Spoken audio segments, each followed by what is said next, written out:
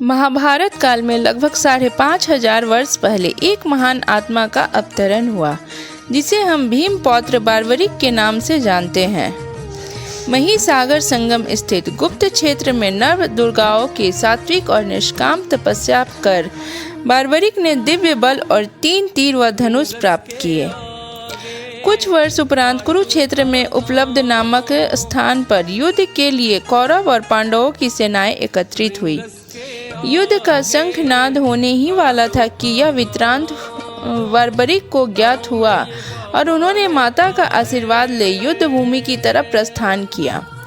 उनका इरादा था कि युद्ध में जो भी हारेगा उसकी सहायता करूंगा। भगवान श्री कृष्ण को जब यह वृत्तांत ज्ञात हुआ तो उन्होंने सोचा कि ऐसी स्थिति में युद्ध कभी समाप्त नहीं होने वाला। अतः उन्होंने ब्राह्मण का वेश धारण कर बार्बरिक का मार्ग रोककर उनसे पूछा कि आप कहाँ प्रस्थान कर रहे हैं। बार्बरिक ने अपना ध्येय बताया कि वह कुरुक्षेत्र जाकर अपना कर्तव्य निर्वाह करेंगे और इस पर ब्राह्मण रूप में श्री कृष्ण ने उन्हें अपना कौशल दिखाने को कहा। बार्बरिक ने एक ही तीर से पेड़ के सभी पत्तों को भेज दिया सिवाय एक पत्ते के, जो श्री कृष्ण ने अपने पैरों के नीचे दबा दिया था। बार्बरिक ने ब्राह्मण रूपी श्री कृष्ण से प्रार्थना की कि वह अपना पैर पत्ते के ऊपर से हटाए, वरना आपका पैर घायल हो सकता है। श्री कृष्ण ने अपना पैर हटा लिया व बार्बरिक से एक वरदान मांगा।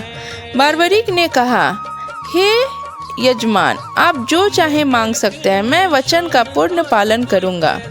ब्राह्मण रूपी श्री कृष्ण ने शीश दान मांगा। यह सुनकर बार्बरिक तनिक भी विचलित नहीं हुए, परंतु उन्होंने श्री कृष्ण को अपने वास्तविक रूप में दर्शन देने की बात की, क्योंकि कोई भी साधारण व्यक्ति यह दान नहीं मांग सकता। तब श्री कृष्ण अपने वास्तविक रूप में प्रकट हुए। उन्होंने महाबली, त्यागी, तपस्वी और बार्बरिक का मस्तक रणचंडिका को भेंट करने के लिए मांगा और साथ ही वरदान दिया कि कलयुग में तुम मेरे नाम से जाने जाओगे, मेरी ही शक्ति तुम में निहित होगी। देवगुण तुम्हारे मस्तक की पूजा करेंगे। जब तक यह पृथ्वी, नक्षत्र, चंद्रमा तथा सूर्य रहेंगे, तब तक तुम लोगों के द्वारा मेरे श्री श्याम रूप में पूजनीय रहोगे। मस्तक को अमृत से सींचा और अजर अमर कर दिया। मस्तक ने संपूर्ण महाभारत का युद्ध देखा एवं युद्ध के निर्णायक भी रहे। युद्ध के बाद महाबली बार्बरिक कृष्ण से आशीर्वाद लेकर अंतर्ध्यान हो गए। बहुत समय बाद कलयुग का प्रसार बढ़ते ही भगवान श्याम के वरदान से भक्तों का उद्धार करने के लिए यह खाटू में चमत्कारी रूप से प्रकट हुए। एक गाय घर जाते समय रास्ते में एक स्थान पर खड़ी होकर चारों थानों से दूध की धाराएं बहाती थी। जब ग्वाले ने यह दृश्य देखा तो सारा वित्रांत भक्त नरेश राजा भगवान का स्मरण कर भाव विभोर हो गए।